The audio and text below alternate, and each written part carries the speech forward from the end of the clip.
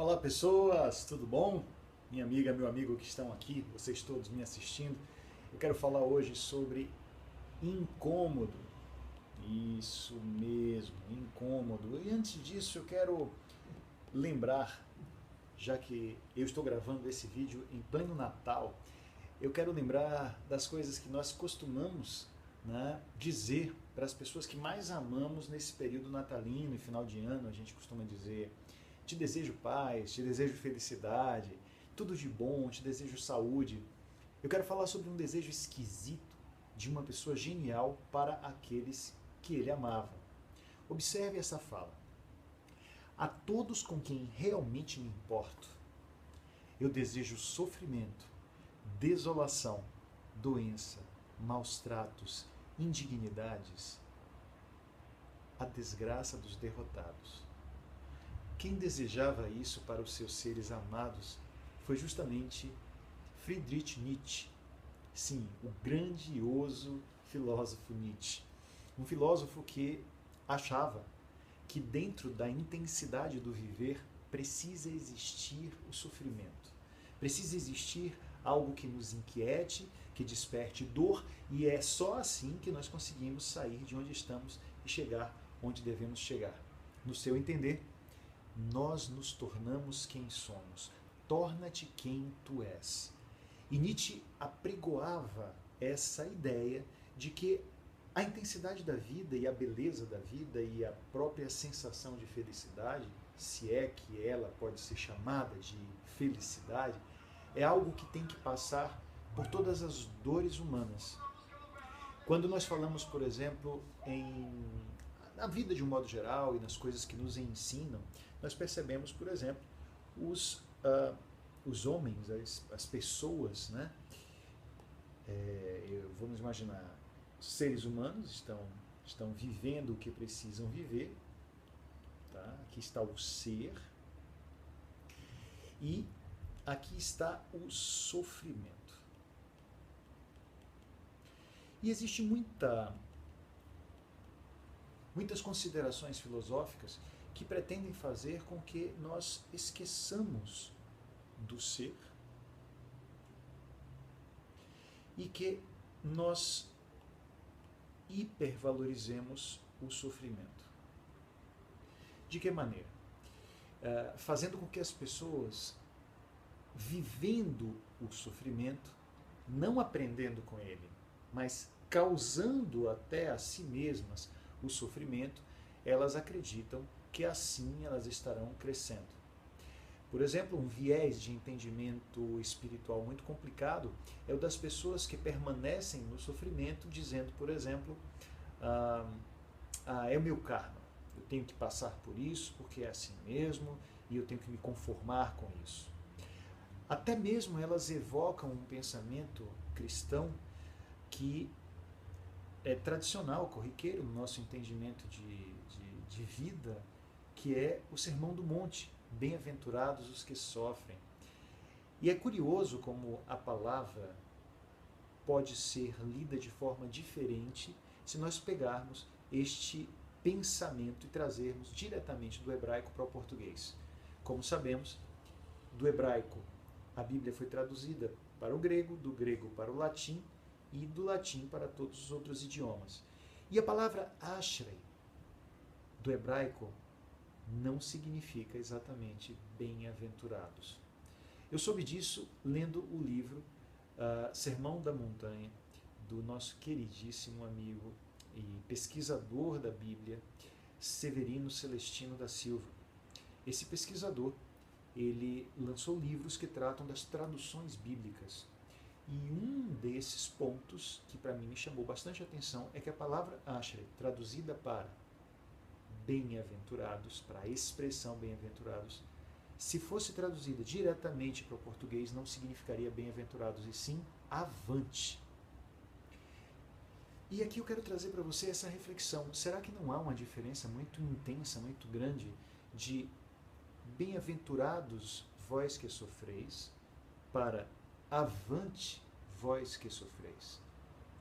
O avante significa, olha, você está vivendo sofrimento, você precisa olhar o sofrimento, você está passando por ele, mas vá em frente. transcenda, siga, e não estou vivendo o sofrimento e por isso fico nele. Um outro equívoco é esquecer que o sofrimento existe. Então, seria aquela pessoa que procura passar uma borracha por sobre o sofrimento, apagá-lo, tá? Então, é algo completamente inimaginável no pensamento nietzschiano você querer apagar os incômodos da vida, porque eles sempre vão existir. Quem faz isso é alguém que nega, alguém que vive a negação, faz de conta que as coisas não existem. Um princípio muito próximo da ideia de negação é o princípio da poliana. Em programação neurolinguística, nós ensinamos a ressignificação. As pessoas precisam dar novos significados às coisas que lhes acontecem, até para permanecerem vivendo. Mas aquele que vive o polianismo em alto grau, aquele que vive um polianismo doentio, não é uma pessoa que dá novo significado a uma intercorrência, a uma dificuldade para continuar seguindo em frente, mas alguém que acaba não enxergando a realidade. A personagem poliana de Eleanor Porter, uma escritora americana, do início do século XX, ela fez um sucesso imenso. O seu livro foi traduzido para praticamente todos os idiomas que a gente puder imaginar. É difícil encontrar um amigo, uma amiga que não tenha lido Poliana. E a ideia de Poliana era a ideia de trazer para as realidades difíceis uma visão positiva. Então, qualquer dor, qualquer sofrimento, qualquer dificuldade poderia ser reobservada dentro da mente com olhos de o que eu tiro daí de bom? O que eu tiro de positivo deste incômodo? Então, é como se a Poliana tivesse aprendido esse jogo do contente, que segundo a história, ela aprendeu do seu pai. Ela era muito pobre, muito sofrida, a realidade da família era muito difícil, e na morte do pai, na morte da mãe, Poliana se vê num orfanato, mas carregou consigo o legado do seu pai, que era o jogo do contente, essa brincadeira mental de, diante de qualquer adversidade, olhar alguma coisa positiva. E dessa forma, Poliana nos ensina no livro o jogo do contente. Hoje, se nós observarmos como é que é a adjetivação poliana, quando alguém chama outro de poliana, é quase um xingamento, né? Mas você é muito poliana, isso significa você é um tonto, você é uma pessoa que coloca óculos com lentes cor-de-rosa para olhar o mundo sempre da melhor maneira possível, e isso te faz viver uma vida complicada. Mas não é esse polianismo que nós estamos trazendo aqui, não é esse viés que nós chamamos de ressignificação. A ressignificação é justamente olhar o incômodo e poder trazer para si alguma coisa positiva, algum aprendizado. E acredito que Nietzsche fazia isso. Nietzsche, ele ensinava o ser humano a observar suas dores, observar os incômodos, o sofrimento e seguir crescendo. Então, longe da ideia, né, de vou apagar o sofrimento, a ideia de Nietzsche é eu vou observando o sofrimento, percebendo que ele existe, né, notando que esse sofrimento é uma realidade, né, eu vou tornar-me mais forte. Então, eu vou fazer com que este ser, com que esta entidade, este humano se torne mais poderoso, porque assim ele pode olhar, enfrentar o sofrimento de uma maneira melhor. É muito interessante que algumas ideias espirituais, religiosas, filosóficas querem apagar o sofrimento. Algo do tipo, não existe dor, sempre só há prazer, ou não existe dificuldade, sempre é um estímulo ao nosso crescimento e nós temos que agradecer por todas as dores. Esse seria talvez o polianismo que me preocupa, o polianismo doente, né? Se algo me acontece e me incomoda, eu procuro retirar alguma coisa importante daí.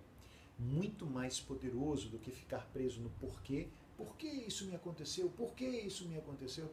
Eu vou investigar o para quê. Para que isso me aconteceu? Para que isso veio para a minha vida? Né? Então, este incômodo é essencial. Este incômodo é fundamental. E, aliás, essa minha aula, eu estou conversando com você, fazendo os meus rabiscos aqui, que estão sendo projetados aí na tela atrás da televisão, justamente por causa de um incômodo. Você deve ter percebido nos vídeos anteriores dessa série, Motivação e Ética, eu estava gravando e as apresentações eram apresentações em PowerPoint que iam sendo projetadas lá atrás, eu criei os PowerPoints todos bonitinhos, etc. Só que a coisa de 2 dias, o meu MacBook Pro deu pau. Está negociado, não está funcionando. Vou mostrar até para vocês aqui o que as pessoas costumam chamar de a maldição da maçã eterna. Olha só, a gente liga e ele fica assim. Gira, gira, gira, gira, gira e nada, nada, nada versus nada. Então, diante dessa situação, eu precisei criar uma alternativa. Diante de algo que me incomodava, eu precisava continuar a série de vídeos com vocês, que eu quero fazer essa série de vídeos.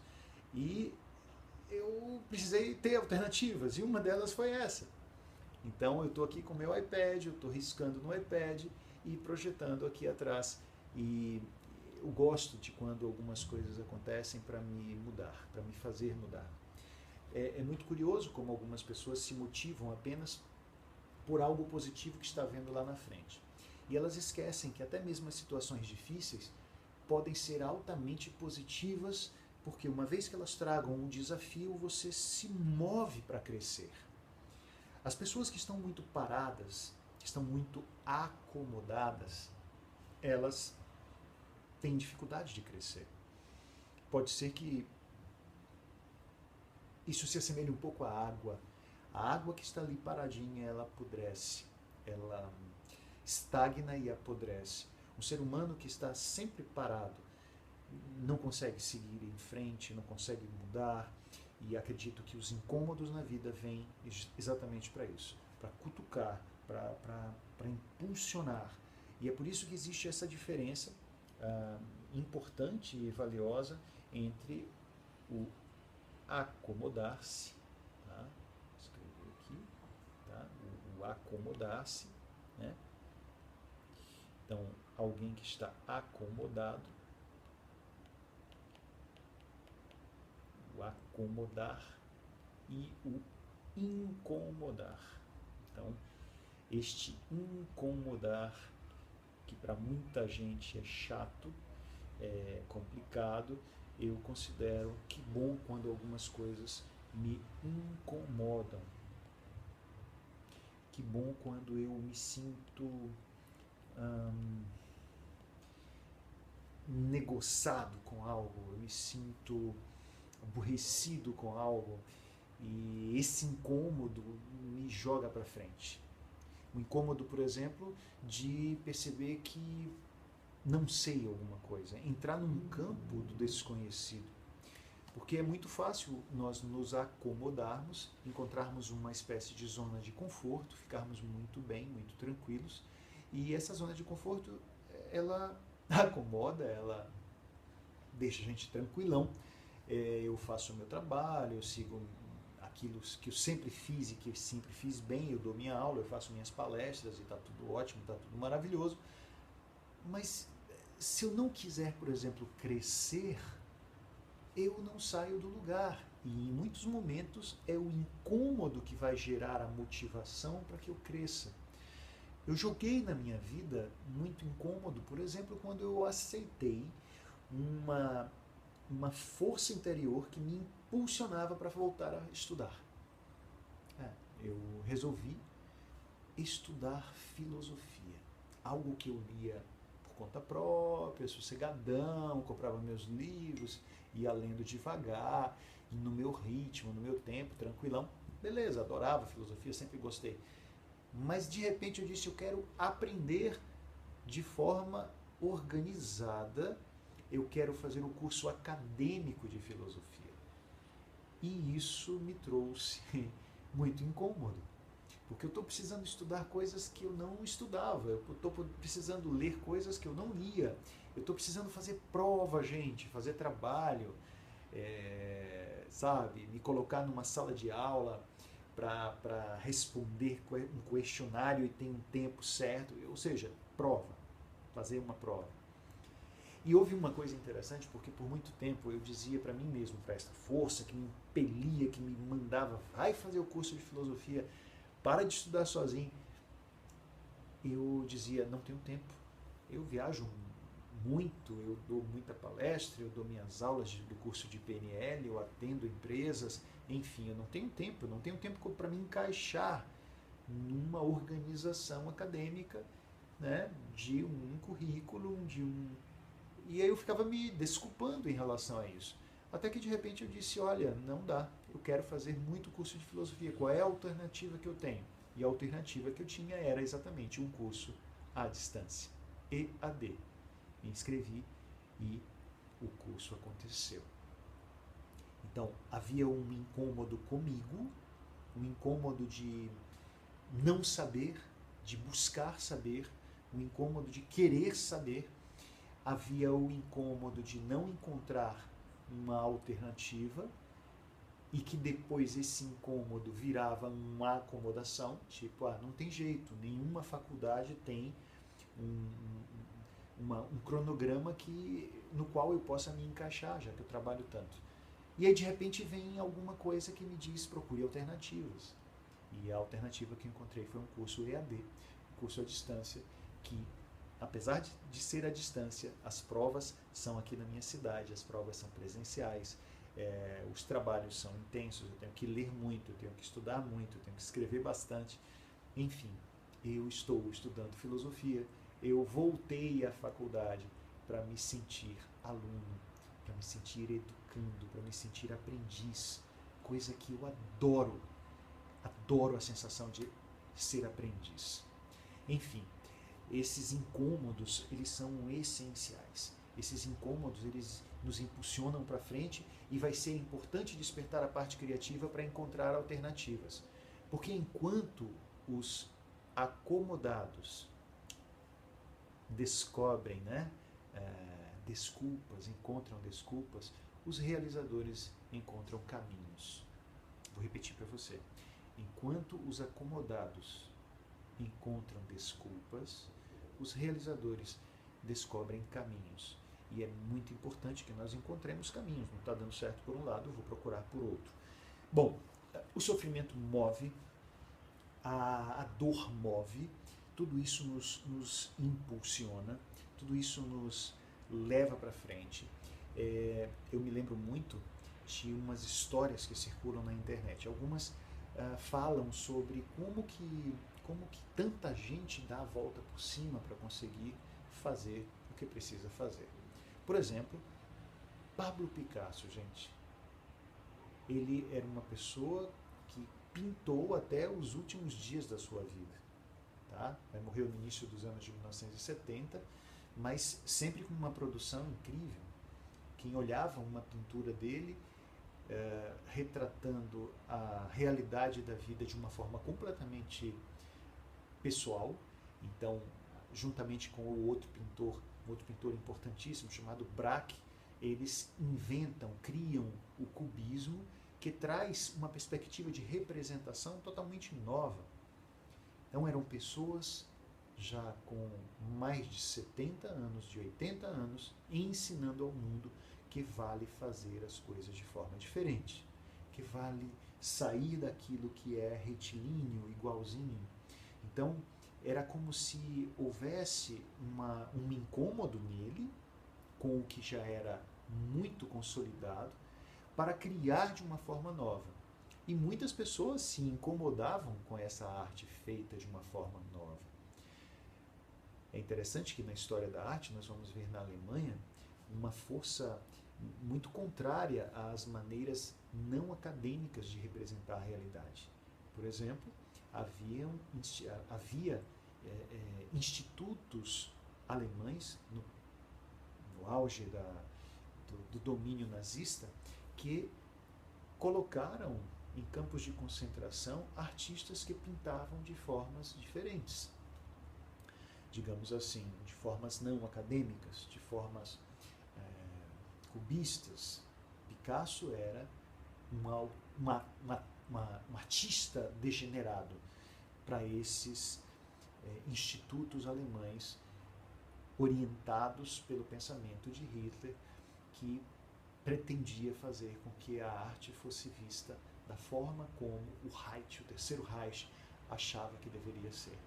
Tanto é que houve exposições chamadas exposições de arte degenerada. Eles colocavam num museu importante, como alguns grandes museus de Munique, tudo aquilo que eles consideravam que era artisticamente importante e valioso. Então, aquilo que seria os cânones clássicos, eram pinturas e esculturas de paisagens, ou com toda uma anatomia muito bem preservada, ou que falavam sobre valores e virtudes do trabalho, do Estado, enfim, mas muito acadêmico, muito figurativo e praticamente num lugar muito menos estruturado, que não era uma grande casa, uma grande galeria, um grande museu, eles faziam a arte, exposições da arte degenerada.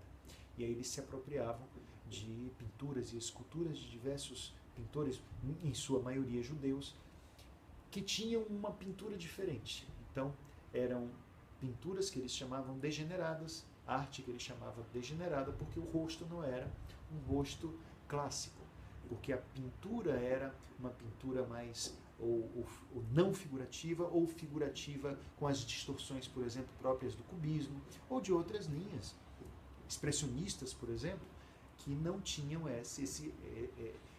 isso como um valor, a representação absoluta daquilo que poderia ser a realidade.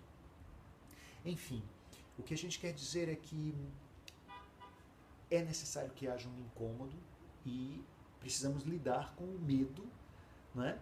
O medo de agir de uma forma tal que também incomode ao outro.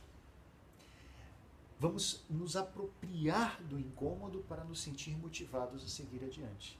Vamos nos apropriar da dor, do sofrimento, das sensações difíceis para poder seguir em frente. Eu gostaria, inclusive, de desejar a você, já que estamos aqui no Natal, eu queria desejar a você, não desejaria aquele monte de negociagens, de miserê, de bagaceira, de complicações, como o gênio Nietzsche. Eu não sou tão genial assim para poder dizer que a todos aqueles com quem realmente eu me importo, todos aqueles que eu amo, eu vou desejar desgraça, dor, sofrimento, não. Mas eu costumo desejar às pessoas que eu amo descobertas. Eu digo assim, olha, eu desejo para você muitas descobertas. Eu desejo para você crescimento. Eu desejo para você que neste Natal e neste final de ano você encontre horizontes alargados, possibilidades novas. Isso eu realmente desejo. E eu me lembro muito dos crustáceos, até as aranhas, os caranguejos, vários animais, várias famílias de animais. Para poder crescer, eles precisam rasgar as cascas, eles precisam arrancar as cascas velhas, porque eles já não cabem mais ali dentro. E há essa muda. Então, eu desejo a você que você renasça, que Natal signifique de verdade para você renascimento e que um ano que começa seja um ciclo de jogar fora cascas velhas, aproveitando tudo que elas podem trazer, e que você possa seguir adiante como um ser humano que se constrói. Era uma vez um homem que dirigia o seu carro numa estrada deserta e de repente ele para abastecer. E o frentista, que era um senhor, barbas brancas, macacão jeans, lia o seu jornal calmamente numa cadeira de balanço. Quando este homem parou o seu carro e pediu, por favor, gostaria de abastecer. E ele vai então, esse senhor vai e começa a abastecer o carro. Só que ao lado da cadeira de balanço, onde ele estava sentado, havia um cão. E esse cachorro uivava. uivava muito. E o cliente então olha e diz, mas por que o seu cachorro está uivando tanto? Ah, o senhor olha e diz, olha, é porque ele está deitado na tábua. Bom, e daí? Pergunta o cliente, está deitado na tábua? E daí? É que a tábua tem um prego. E o homem pergunta, mas então por que ele não sai de cima deste prego? E então ele responde, é porque o prego o incomoda apenas para que ele reclame, para que ele se queixe, para que ele viva dessa forma pequena. Assim como algumas pessoas, o incômodo neste ser, nesta criatura só está fazendo ele se queixar. Seria muito bom se ele e algumas pessoas neste mundo, uma vez incomodadas, saíssem da queixa e jogassem sua motivação para descobrir o novo, para descobrir coisas novas, vida nova. É bom estar insatisfeito. Não é bom ser insatisfazível. Isso é diferente. Essa palavra pode soar estranha para você, né? Vou até escrever aqui. Insatisfazível. Bom, por que insatisfazível? Qual é a ideia do insatisfazível? A ideia do insatisfazível é a ideia da pessoa que nunca, em hipótese alguma, está satisfeita. O insatisfeito tem a ver com uma realidade pontual, um momento que ele vive, né? Então, eu estou insatisfeito com algo, estou insatisfeito com uma determinada realidade. Este é o insatisfeito. Algo não ocorreu do jeito como eu gostaria que ocorresse. Algo não se deu da forma como eu gostaria que tivesse acontecido. Mas o insatisfazível, por favor, procurem essa palavra no dicionário porque ela existe. Insatisfazível. Estranho, né? O insatisfazível é aquele que se queixa o tempo todo, que reclama o tempo todo, para quem nunca, em hipótese alguma, algo é o bastante.